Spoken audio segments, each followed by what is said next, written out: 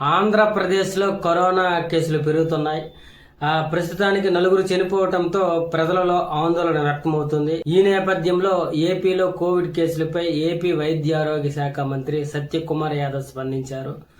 ఆంధ్రప్రదేశ్లో కోవిడ్ కేసులపై ఆందోళన అవసరం లేదని ఆయన తెలిపారు. కరోనా కేసులపై రాష్ట్ర ప్రభుత్వం అప్రమత్తంగా ఉందని, ప్రజలు ఆందోళన చెందాల్సిన అవసరం లేదన్నారు. కోవిడ్ తో పాటు హెమటాలజీ, హై బీపీ కారణంగా కొంతమంది చనిపోయారని సత్యకుమార్ యాదవ్ తెలిపారు.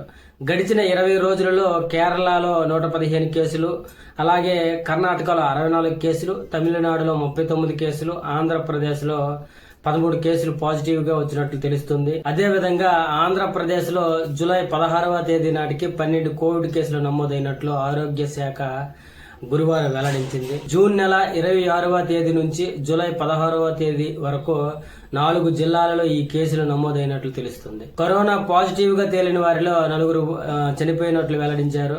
అయితే చనిపోయిన వారికి దీర్ఘకాలిక ఆరోగ్య సమస్యలు ఉన్నాయని ఏపీ ఆరోగ్య శాఖ వెల్లడించింది. రాష్ట్ర వ్యాప్తంగా 67 మంది అనుమానితుల నుంచి నమూనాలు సేకరించి పరీక్షించగా 11 మంది పాజిటివ్ గా తేలినట్లు తెలుస్తుంది.